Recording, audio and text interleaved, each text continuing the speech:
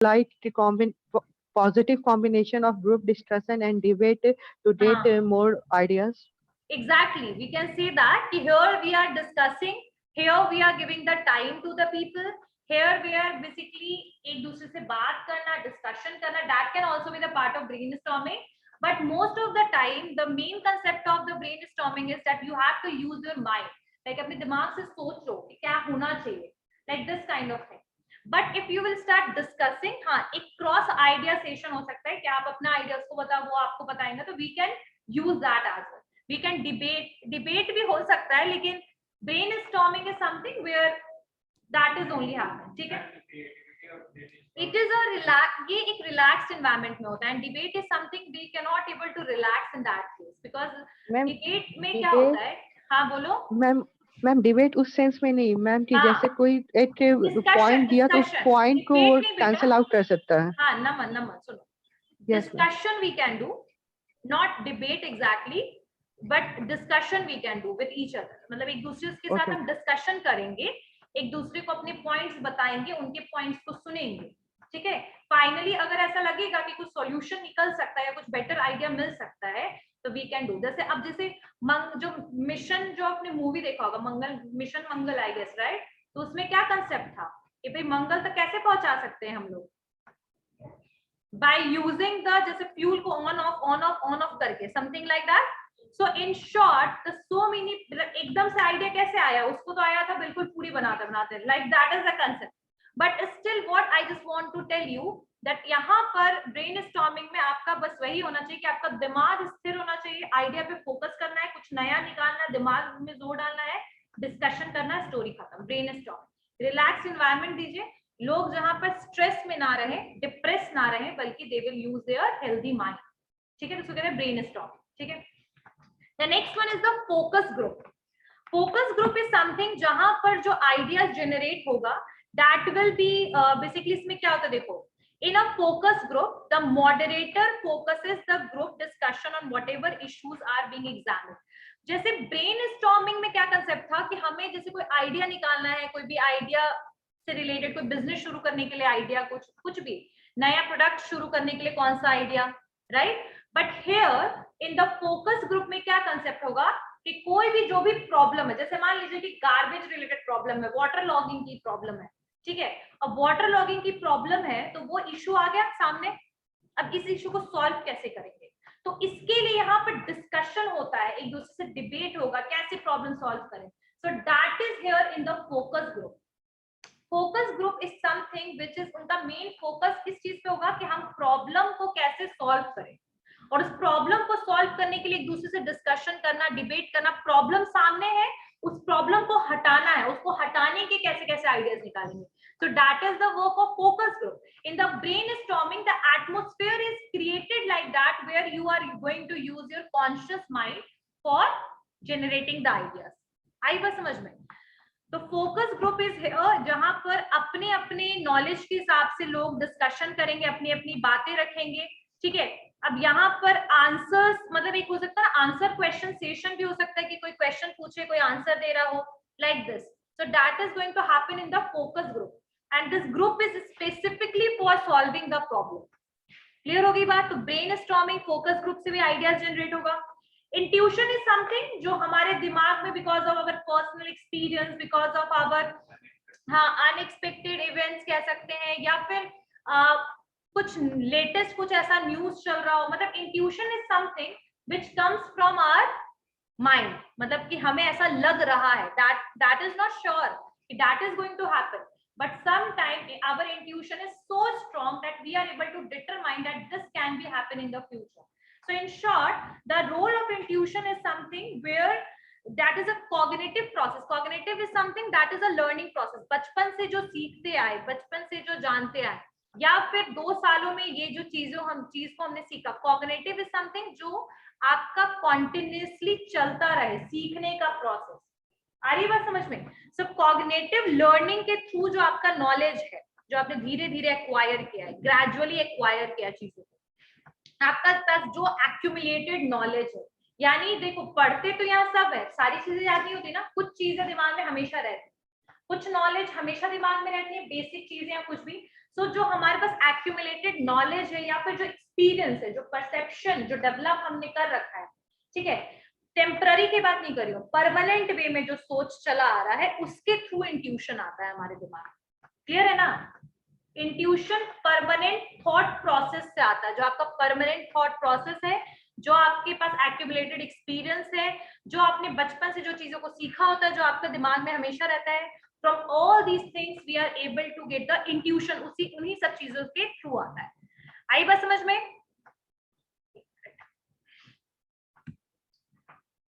ठीक है, तो researcher have shown that person's intuitions can be measured, मतलब रिसर्चर ऐसा कहते हैं कि इंट्यूशन, जो लोगों के इंट्यूशन है उसको हम नाप सकते हैं, मेजर कर सकते हैं। ठीक है, measures used by FYI box as good as a guess, यानी कि कुछ मेथोडोलॉजिकल बोलते हैं ना, मेथड्स हैं या कुछ मेथोडोलॉजी है जिसके थ्रू हम बेसिकली इंट्यूशंस को देख सकते हैं, मतलब मेजर कर सकते हैं। ठीक है, तो यहाँ पर एंटरप्रेन्योर्स को इंट्यूशन क्या बोलता है? एंटरप्रेन्योर्स को इंट्यूशन कहता है इनर वॉइस, यानी कि अंतर आत्मा की आवाज जो है वो है इंट्यूशन आपका। ठीक है, आगे बात समझ में यहाँ पर कि मतलब inner voice is something which is known as the intuition for an entrepreneur. ठीक है, तो यहाँ पर आप एंटरप्रेन्योर्स के इंट्यूशंस के थ्रू भी दे आर एबल टू, मतलब लाइक ये आज हमने ऐसा होता है ना, ये बहुत ज्यादा लोग किसमें करते हैं? ट्रेडिंग में करते हैं, स्टॉक ट्रेडिंग में, शेयर्स में, क्या जिसका ले लेना चाहिए, चलो इसका पूरा देख लिया जानकारी, और इंट्यूशन कह रहा है कि हाँ ये ऊपर जाएगा शेयर, है ना? So something here intuition will work like this. Risk is always associated and the uncertainty is always there, but something inner voice is like we can tell this because of the experience that this will be happen. ठीक है, तो inner voice, बाकी सारे sources तो पता ही था, social economic, customers need, trending, जो trend change हो रहा है, global market, all these are reason for the ideas. So whenever you will get the question that what are the source, what are the various sources for getting ideas, you can use every point like friends, families, like your market scenario. ठीक है, उसके अलावा आपका जो past experience है, knowledge, everything comes under the business ideas. And business opportunity और identification हम कैसे कर सकते हैं?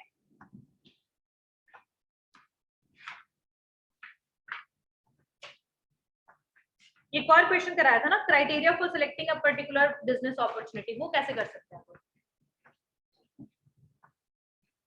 एक मिनट, यस नमन। मैम इंट्यूशन से ही क्वेश्चन है, बोलो।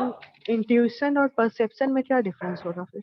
Intuition is something which is like तुरंत से दिमाग में आए, जैसे कि अभी किसी चीज से related. Intuition is something which comes at the time whenever we are taking the decision, like we have to take the admission in this college, the intuition is saying yes I maybe इससे better हो जाए मेरा career। ठीक है, intuition is something which is related with risk, insurance ले रहे हैं तो इससे मुझे ज्यादा रिटर्न आए। so intuition जो है कहीं ना कहीं that is helpful for taking the decision, decision लेने में आपको हेल्प करेगा। आपका इनर वॉइस है, आपकी अंतरात्मा आपसे क्या कह रही है, something like that. Perception is related with your thinking, आपकी सोच क्या है। ठीक है, अब लाइक मेरी सोच ये है कि मान लो कि बजाज का पंखा लेंगे तो ही चलेगा, तूफान का लेंगे तो नहीं चलेगा। This can be the perception. Why? Because of the positioning what they made, because of the trust level, because of this. And intuition is something which is come, हमारे दिमाग में इसलिए आ रहा है क्योंकि पहले से हमने कोई चीज एक्सपीरियंस किया लाइफ में, मैंने ऐसा होते देखा, एग्जाम्पल्स कुछ सेट हुआ है सामने। ठीक है, तो ये सारी चीजों से कहीं ना कहीं इंटरनली एक बोलते ना, एक वॉइस आता दिमाग में, कह रहे ऐसा होगा, देखना ऐसा होगा, नहीं होता है, गेस करना, दैट इज इंट्यूशन। आई बात समझ में Naman? In short intuition past experience से जो नॉलेज है वो, परसेप्शन भी पास्ट एक्सपीरियंस से बनता है, परसेप्शन भी पास्ट ही एक्सपीरियंस से बनता है, सोच भी आपका डेवलप पास्ट ही एक्सपीरियंस से होता है, नॉलेज से ही होता है, but that is in a regular way, यानी कि आपके परसेप्शन जो है आपके दिमाग में सेट है, एंड इंट्यूशन जो है वो तुरंत से दिमाग में ऐसे आएगा, एकदम क्लिक करता है एट द टाइम। हाँ, जब कोई आपको डिसीजन लेना हो तब वो चीज आया। कहीं ना कहीं कह सकते हो कि परसेप्शन से ही इंट्यूशन जो है वो बाहर आता है, जो आपकी सोच का लेवल, जो थिंकिंग आपने बना रखा है वही आपके इंट्यूशन को भी जनरेट करता है। समझ में आई? ये कह सकते हैं कि परसेप्शन लॉन्ग टर्म है और intuition short term. Intuition is something, हाँ बिल्कुल, click one thing that intuition will be vary according to the different kind of decision. If you are taking admission in the college, maybe the intuition will be different. When you are starting the business, maybe intuition will be different. If you are going to enjoy the vacation, the intuition will be different, right? So in short, what we can say that the intuition can be vary according to different situation, and the perception is something which is in our mind, that is our thinking level. And perception can be different for the different product. ये हो सकता है कि अलग अलग product के लिए, अलग अलग सर्विस के लिए परसेप्शन अलग हो, और इंट्यूशन एट द टाइम आएगा, तुरंत से आएगा, बस ये याद रखना है इस चीज। मैम एक और चीज, अब जैसे रॉयल एनफील्ड का क्या परसेप्शन था लोगों का कि ये सिर्फ बुलेट जो है ना, ये अर्लियर आपको पता होगा ना कि 1950s का ये बाइक है, लेकिन what the people are thinking that this bike is sturdy bike, it means heavy bike, and this is only useful for those people who are basically milkman, जो आपके सब्जी वाले, वेंडर वाले, that is useful for them. But nowadays I think every youth want a bullet. So this is how like the CEO of his, लाल नाम मुझे याद है, आगे का थोड़ा नाम मैं भूल रही हूँ, he changed the perception, like that was his father's company, Eicher and Royal Enfield, both जो था, दोनों जो है वो इकट्ठे एक साथ की एक ही पर्सन की दोनों कंपनी थी। आइशर तो देखा होगा, बस जो चलती हैं। तो परसेप्शन बदला ना, लोगों का परसेप्शन। हाँ, कंपनी कितना एफर्ट डाल रही है उस परसेप्शन को बदलने में, आपके एनवायरनमेंट आपको कितना इन्वॉल्व कर रहा है आपके परसेप्शन को बदलने में, दैट मैटर्स। ठीक है, क्लियर हो गया? So here are some criteria which is utilised for, basically किस चीज के लिए यूटिलाइज हो रहा है आपके, किस तरीके से बिजनेस को शुरू करने के लिए क्या क्या फैक्टर्स जो है, बिजनेस आइडिया कैसे जनरेट होगा। ठीक है, फैक्टर्स कौन होंगे, लोकेशन कहाँ होना चाहिए, कितना पैसा लगा रहे हैं, इन्वेस्टमेंट कितने रुपए का है, टेक्नोलॉजी कौन सा टेक्नोलॉजी को यूज करेंगे, फिर इक्विपमेंट यानी मशीनरी कौन सा रखेंगे, कौन सी मशीनरी होगी, और फाइनली मार्केटिंग कैसे करेंगे। ठीक है, रॉ मटेरियल कहाँ से जनरेट करेंगे, मार्केटिंग कैसे करेंगे। ठीक है, फिर बिजनेस कहाँ शुरू करेंगे, लोकेशन क्या होगा, फ्रेंचाइजी वाली कंपनीज होती है ज्यादातर, वो मार्केट एरिया और रश वाले एरियाज में शुरू होती हैं, right. So in short, where you are going to start the business, what is the location, कितना पैसा खर्च रहे हैं, मार्केटिंग कैसे करेंगे, कैसे प्रोडक्ट को सेल करेंगे, कस्टमर तक कैसे प्रोडक्ट को पहुंचाएंगे, तो that is the part of the marketing, right. उसके अलावा टेक्नोलॉजी कौन सा यूज करेंगे, आज की टेक्नोलॉजी यूज करेंगे, पुराने वाले, जैसे आज भी बहुत सारे रूरल एरियाज में क्या सिचुएशन है कि पुराने वाली टेक्नोलॉजी से लोग चला रहे हैं काम, राइट। तो टेक्नोलॉजी क्या होगी, मशीनरी क्या होगी, क्या हम लेबर इंटेंसिव काम करेंगे, कैपिटल इंटेंसिव काम करेंगे। लेबर इंटेंसिव मतलब ज्यादा से ज्यादा लेबर को अपॉइंट करेंगे काम के लिए, मशीनरी कम होगी, लेबर इंटेंसिव काम ज्यादा होगा। So what kind of, basically ये सब में से हम क्या चूज करेंगे। ठीक है, ये क्या होगा इन सबका रेशियो, तो ये सारे फैक्टर्स जो है वो डिटरमाइन करेंगे choice of the business. 5 lakh रुपए है तो 5 ही लाख रुपए लाइफ टाइम बिजनेस शुरू कर सकते हैं ना, 5 करोड़ है तो 5 करोड़ लाइफ, ट्रू। चलिए, का business, for example majority of clothes and textile जो इंडस्ट्रीज है कहाँ है पता है, गुजरात में, राजस्थान एंड कुछ महाराष्ट्र, पता है ना, दिल्ली में नहीं है, टेक्सटाइल नहीं है दिल्ली में, एक आध होंगे तो, लेकिन मेजॉरिटी वही पूरे के पूरे वेस्टर्न पार्ट में। क्यों है पता है, because of the availability of cotton. पहली बात आपको पता होगा कि ब्लैक सॉइल जो है खरी कुछ ज्यादा ही major factor for starting any industry और business, if that is related with the natural product के साथ, अगर वो आपका इंडस्ट्री रिलेटेड है तो। चलिए ठीक है, आर्टिफिशियल चीजों में तो we can able to handle. Okay, next one is, कुछ मैं आपकी किताब से करा रही हूँ, सपोर्ट एजेंसीज कर लीजिए थोड़ा सा। सपोर्ट एजेंसीज में सबसे पहले आपका एमएसएमई कब एस्टैब्लिश हुआ है, एमएसएमई एक्ट 2006। नमन क्या बोल रहे हो मैम? 2006 हम पढ़े थे MSME act, 2006, but it was implemented from 2007। ठीक है, और एमएसएमई बेसिकली क्या करता है, micro small and medium enterprises को कवर करता है, और वो सारे के सारे एंटरप्राइजेस के लिए अलग अलग लिस्ट बना हुआ है। ठीक है, और एमएसएमई जो है बेसिकली स्मॉल एंटरप्रेन्योर्स वगैरह को भी बेसिकली क्या करता है, हेल्प करता है लोन के लिए, बिजनेस को शुरू करने के लिए, साथ साथ में बहुत सारी सब्सिडीज वगैरह भी एमएसएमई के अंडर में प्रोवाइड किया जाता है। लेकिन जो बिजनेस होगा वो एमएसएमई के अंडर में लिस्टेड होना चाहिए। ठीक है, और यहाँ पर MSME जो है वो इसमें आपका कुछ NSIC दिया हुआ है, ये सब मत पढ़ो, नहीं करवाया ना आप लोग क्लास में NSIC वगैरह, लास्ट में कंफ्यूज। चलो, so what are the various government scheme for the promotion for entrepreneurs? तो यहाँ पर कुछ एंटरप्रेन्योर्स के कुछ स्कीम्स दिए हुए हैं। एक है प्रधानमंत्री रोजगार योजना। तो प्रधानमंत्री रोजगार योजना, नाम से ही पता लग रहा है यहाँ पर रोजगार देने की यानी कि जॉब देने की बात की गई है। इसके अलावा कुछ और भी है, जैसे कि महात्मा मनरेगा है, महात्मा गांधी नेशनल जो आपका एम्प्लॉयमेंट था, ठीक है, वो है आपका मनरेगा जो गारंटी स्कीम था। इसमें क्या था कि आपको 100 दिन का रोजगार पक्का है। So these all are the part of the employment.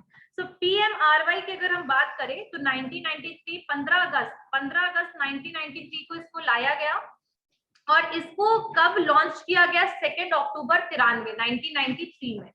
15 अगस्त 1993 को अनाउंसमेंट हुआ कि भाई प्राइम मिनिस्टर रोजगार योजना स्कीम जो है वो जल्दी लॉन्च होने वाला है। क्लियर है? और इस स्कीम को फाइनली लॉन्च कब किया गया? 2 अक्टूबर 1993। 2 अक्टूबर को एक और स्कीम आया है अभी रिसेंटली 2014 में, किसको याद है?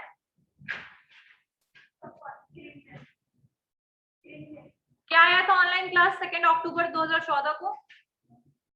मैम एक तो ये सफाई से रिलेटेड था, वो क्या? स्वच्छ भारत अभियान। यस मैम, स्वच्छ भारत अभियान 5 साल के लाया था, 2019 में खत्म हो। चलिए, खैर उसके बारे में बताऊंगी कभी। इसका मेन क्या था कि यहाँ पर जो PMRY था उसमें रूरल पीपल पे, रूरल यूथ पे थोड़ा ज्यादा फोकस किया गया था।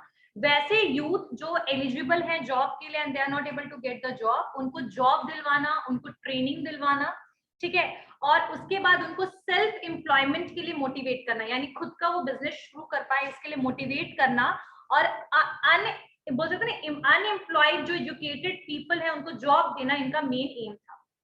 सो प्राइम मिनिस्टर रोजगार योजना जो PMRY था उसके अंडर में बहुत सारे ऐसे पर्सन थे जिन्होंने अपना बिजनेस शुरू किया और उसको सब्सिडी मिला किसके तरफ से? गवर्नमेंट की तरफ से। तो प्रधानमंत्री रोजगार योजना हो गया, और मैंने कुछ सिडबी का भी लिखवाया था आप लोगों को, नाबार्ड भी लिखवाया था, तो ये सारे इसमें ही आ जाएंगे आपके गवर्नमेंट स्कीम्स में। नाबार्ड, सिडबी, MSME ये सब गवर्नमेंट स्कीम का ही पार्ट है, ठीक है। उसके अलावा आपके कुछ ऑब्जेक्टिव स्कीम का बस वही था कि that is for providing the self employment, और अनएम्प्लॉयड जो यंगस्टर है उन लोगों को जॉब दिलवाना।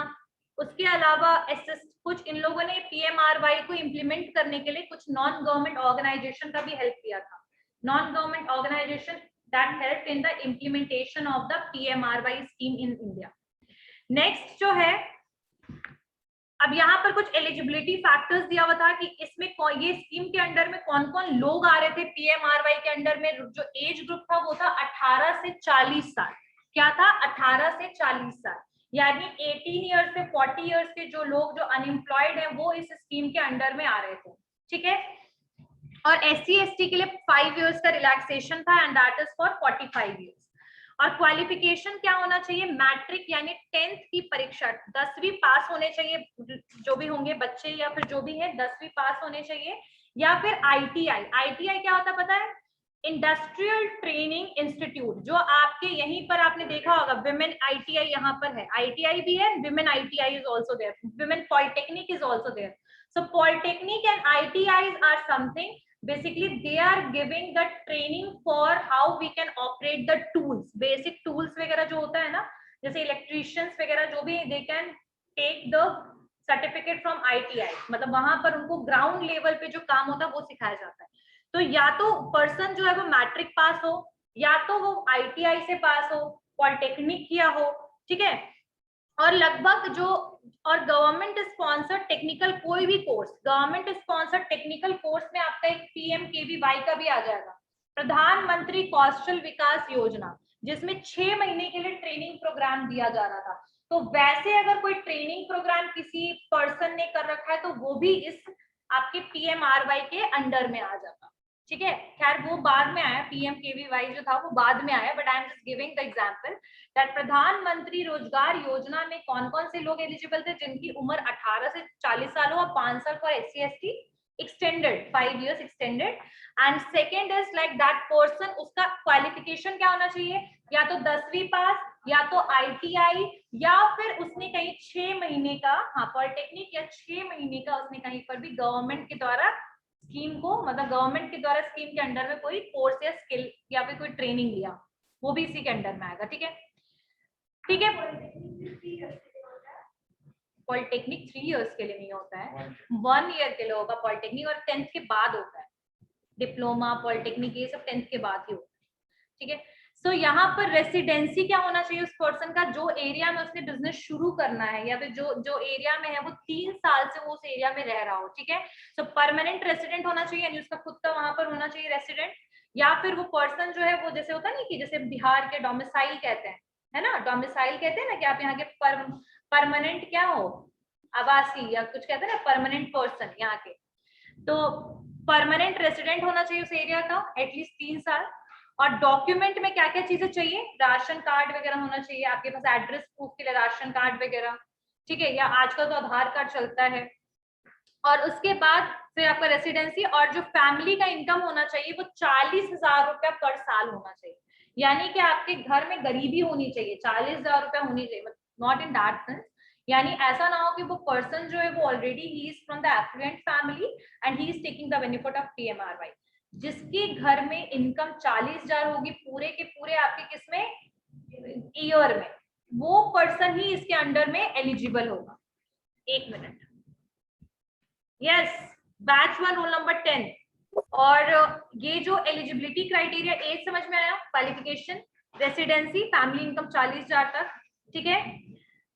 और उसके अलावा डिफॉल्टर, यानी डिफॉल्टर का मतलब ऐसा है कि लोन लेकर के पैसा ना चुकाया हो, तो डिफॉल्टर अगर कोई पर्सन होगा तो उसको PMRY के अंडर में नहीं लिया जाएगा। So person should not be defaulter of any nationalised bank, यानी कोई भी नेशनलाइज्ड बैंक, फाइनेंशियल इंस्टीट्यूशन या कोऑपरेटिव बैंक से लोन का पैसा उठा के नहीं अगर दिया हो पर्सन ने पैसा, तो डिफॉल्टर को इस स्कीम में नहीं आएगा। आगे बात समझ में?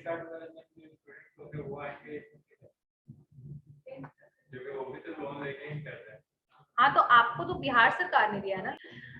अब आगे बढ़ते हैं। इसमें एलिजिबिलिटी समझ में आया, एलिजिबिलिटी क्या क्या होगा और ये किस लिए शुरू किया गया, क्या रीजन था। अब नेक्स्ट है प्रेफरेंसेस, किसको किसको मिलेगा। तो यहाँ पर कुछ प्रेफरेंसेस था, यानी कि PMRY में भी reservation system was there, and इसमें आपके वीकर सेक्शन जो थे, वीकर सेक्शन में विमेन भी इंक्लूड थी और उनको सबसे पहला प्रेफरेंस दिया जाएगा। साथ साथ में इस स्कीम के अंडर में जो रिजर्वेशन था, जो आपका नॉर्मल गवर्नमेंट जॉब में रिजर्वेशन होता है 27%, एंड शेड्यूल्ड कास्ट के लिए 18, 22, 23% for scheduled caste, and others जो भी हैं आपके वो दैट इज फॉर जनरल। तो that was there, the reservation system और प्रेफरेंसेस वाज देयर। एंड इसके अंडर में जो प्रोजेक्ट था वो 1 लाख का प्रोजेक्ट था, projects up to 1 lakh rupees covered under the scheme of case of individual, यानी कोई एक पर्सन अगर अपना कोई बिजनेस शुरू करना चाहता है तो 1 लाख रुपए तक का उसको अमाउंट पे किया जा रहा था PMRY के अंडर में, ठीक है। और अगर कोई 2-3 लोग मिलकर के या पार्टनरशिप में कोई बिजनेस शुरू करना चाहता है तो project with higher cost would basically also be covered, यानी कि यहाँ पर अगर 3 लोग शुरू करना चाह रहा है तो I guess 3 lakh rupees is also given to that person. पर इंडिविजुअल 1 लाख रुपए मिलने का था इसमें। पर इंडिविजुअल कितने लाख रुपए मिलेंगे? 1 लाख रुपया। आई बात समझ में? अपना बिजनेस शुरू करना है, 1 लाख रुपए का सपोर्ट मिलेगा गवर्नमेंट की तरफ से as a loan amount, right. और उसके अलावा अगर कोई एंटरप्रेन्योर है उनको 5% का बेसिकली मार्जिन भी मिल रहा था। अगर वो मतलब the entrepreneur must contribute 5% of project cost as margin money in cash, यानी कि अगर कोई बिजनेस शुरू करना चाह रहा है, कोई भी बिजनेस शुरू करना चाह रहा है तो 1 लाख रुपए में उसको 5% कंट्रीब्यूशन करना पड़ेगा। किसको? आपके एंटरप्रेन्योर को, यानी कि इनका कंट्रीब्यूशन कुछ कैश में होना चाहिए, ठीक है। तो 5% contribution should be there as the margin money in cash, ठीक है। The entrepreneur must contribute 5% of the project cost as margin money in cash, यानी जो अगर 1 लाख रुपए तो 5% कितना हुआ? 5,000 रुपए हुआ ना, तो 5,000 रुपए कैश में आपको देना पड़ेगा as a margin money in cash, ठीक है। और जो बैलेंस 95% है वो लोन के रूप में आपको कौन देगा? लोन के रूप में आपको बैंक प्रोवाइड करेगा। जो 95% बच गया ना, 5% तो इसने कंट्रीब्यूट किया एंटरप्रेन्योर ने बिजनेस शुरू करने के लिए, जो 95% है दैट इज बेसिकली ये 95% किसको कौन देगा? बैंक देगा, आपको सैंक्शन करेगा लोन। क्लियर हो गई बात? और अपना इंटरेस्ट रेट पे जो आरबीआई का है, और वो इंटरेस्ट रेट फिक्स नहीं था, that will be vary according to the RBI new guidelines, जो भी चेंजेस गाइडलाइंस में होंगे उस हिसाब से। आई बात समझ में? पीएमआरवाई, पीएमआरवाई को स्टार्ट किया गया था, आइडिया लाया गया था 15 अगस्त 1993 में। इसको फाइनली लॉन्च किया गया 2 अक्टूबर 1993 में। इसके अंडर में क्या कौन कवर हो रहे थे? बेसिकली सेल्फ एम्प्लॉयमेंट के लिए लोगों को मोटिवेट करना, ट्रेनिंग प्रोवाइड करना, स्किल प्रोवाइड करना, उसके साथ साथ में आपको लोन प्रोवाइड करना, ये इसका एम था पीएमआरवाई का। लोन का अमाउंट कितना था पर इंडिविजुअल? 1 लाख रुपए, ठीक है, जिसमें से 5% पैसा कोई भी बिजनेस शुरू करने के लिए एंटरप्रेन्योर को देना पड़ेगा, 5,000, ठीक है। बचा हुआ 95% सैंक्शन करेगा बैंक लोन के रूप में। आरबीआई के हिसाब से आपसे वो लेगा इंटरेस्ट रेट। एलिजिबिलिटी होने चाहिए 18 से 40 साल और 5 साल for SC STs. Qualification 10th pass, at least वो पर्सन 10th पास होना चाहिए जो बिजनेस शुरू करने वाला है, ठीक है। और बहुत सारे पीएमआरवाई में जॉब की भी फैसिलिटीज प्रोवाइड की गई थी सेल्फ एम्प्लॉयमेंट के साथ साथ, लेकिन हम एंटरप्रेन्योर्स पढ़ रहे हैं ना, तो इसलिए एंटरप्रेन्योर्स पे फोकस किया गया है। फैमिली इनकम 40,000 तक होनी चाहिए, रेसिडेंसी परमानेंट होना चाहिए 3 साल के लिए एटलीस्ट, और डिफॉल्टर नहीं होना चाहिए, यानी कि उस पर्सन ने कभी भी कहीं बैंक से पैसा लिया और ना चुकाया, डिफॉल्टर वो पर्सन नहीं होना चाहिए। So all these are the basically comes under this scheme, प्रधानमंत्री रोजगार योजना, ठीक है। और एक और चीज है collateral guarantee on bank loan. The loans would not require any collateral guarantee. Collateral guarantee is something which we have to basically give to the bank when we are taking loan. अगर हम loan लेते हैं तो कई बार हमें loan लेने के लिए कुछ कोलेट्रल जमा करना पड़ता है। क्यों जमा करना पड़ता है? ताकि कल को अगर आप पैसा नहीं दे पाए तो वो जो आपने अगर जमीन का कागज दिया है तो लैंड को सील करके वो पैसा ले लेंगे। आई बात समझ में? So collateral is always required. It works like a guarantee for the bank. Once you will repay the amount, you will get that collateral back. Clear हो गई बात? So यहाँ पर इस लोन के लिए यानी पीएमआरवाई के लोन के लिए कोई भी कोलेट्रल देने की जरूरत नहीं थी, कोई भी कोलेट्रल देने की जरूरत नहीं थी। कोलेट्रल समझ गए?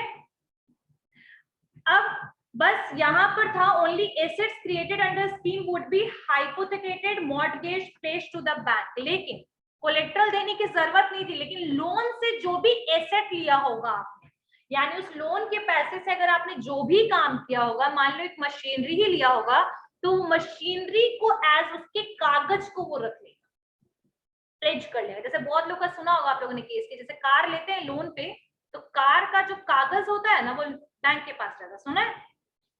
सुना है ना? जो चीज लेने के लिए लोन लिया उसी चीज का कागज बैंक के पास। तो यहाँ पर आपको प्रायर कुछ नहीं देना पड़ेगा कि आज आपने 1 लाख का मतलब वही एक तरीके से 95,000 का आपने लोन लिया तो आपको प्रायर में कुछ देने की जरूरत नहीं, यानी शुरुआत में आपको कोई कोलेट्रल देने की जरूरत नहीं है। लेकिन इस पैसे से आपने जो भी एसेट को खरीदा होगा, चाहे आपने एक मशीनरी ही क्यों ना खरीदा हो, वो मशीनरी जो है उसका कागज जो है वो कौन रख लेगा? बैंक। आगे में समझ में?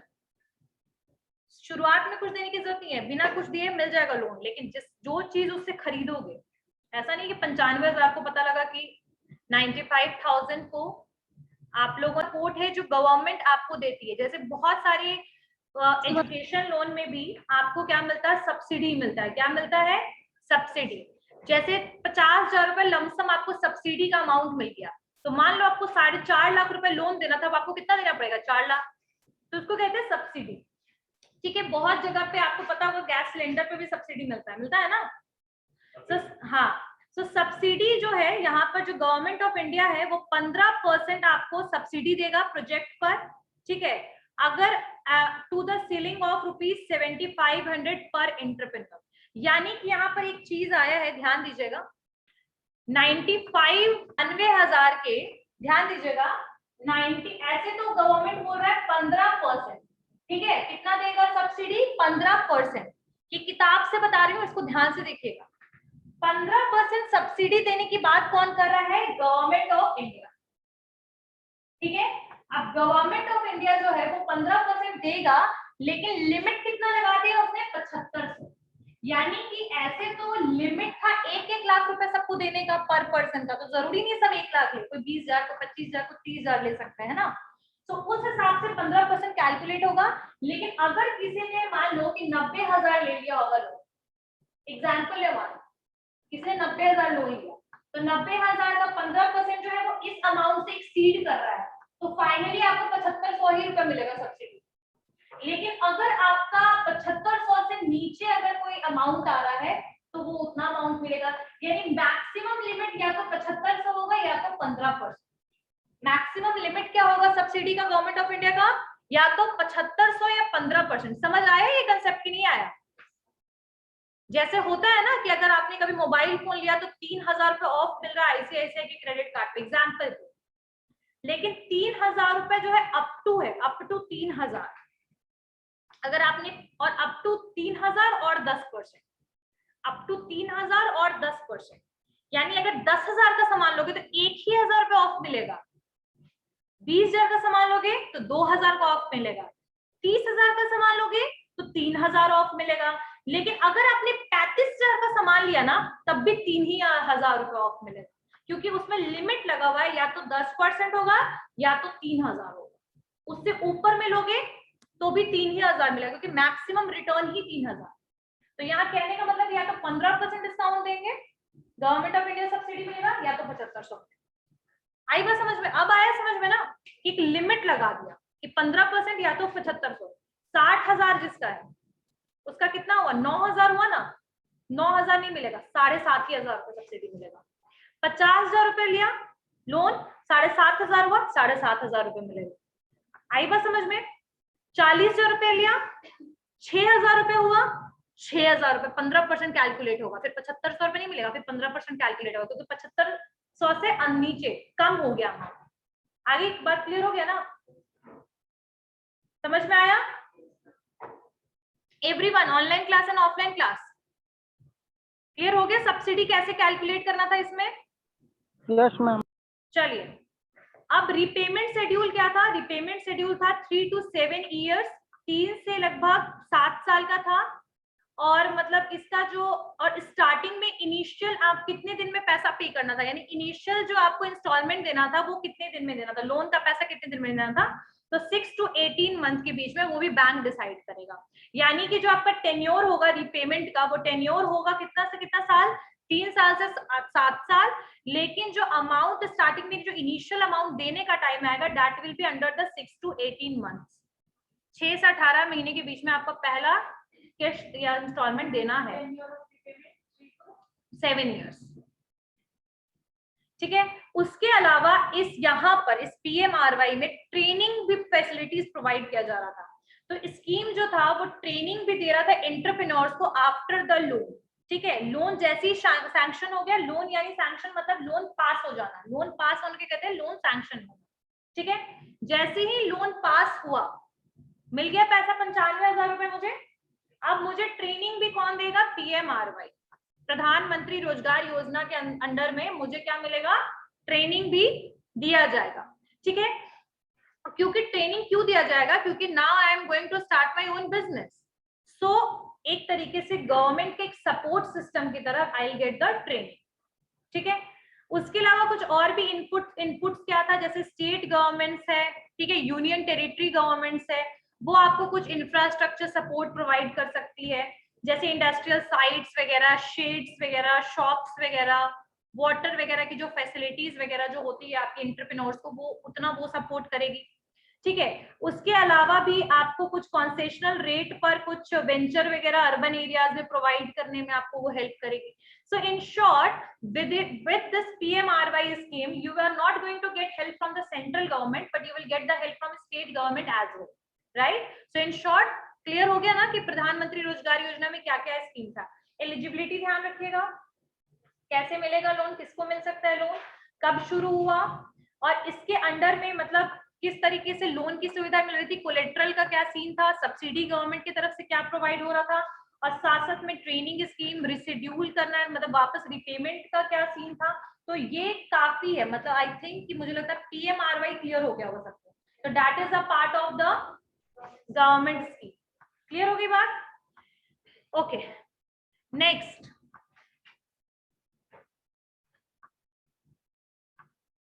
One is credit guarantee fund scheme. So credit guarantee fund scheme है, और आपका ये बस काफी है, मार्जिन मनी स्कीम नया चीज पढ़ने की जरूरत नहीं है, वो काफी है। एक क्रेडिट गारंटी फंड स्कीम है, और DICs मैं पढ़ाऊंगी एक बार आप लोगों। मैं नेक्स्ट क्लास में ना सारे स्मॉल जो भी है ना, स्मॉल बिजनेस, ये आपकी इंडस्ट्रीज है ना, सपोर्ट एजेंसी, पूरा सपोर्ट एजेंसी क्लियर करा दूंगी एक बार में। DIC, चलिए ठीक है। See you all in the next class. Anyone have any doubt in the question, whatever you written? किसी को भी कोई डाउट है मुझे मैसेज करके पूछ सकते हो।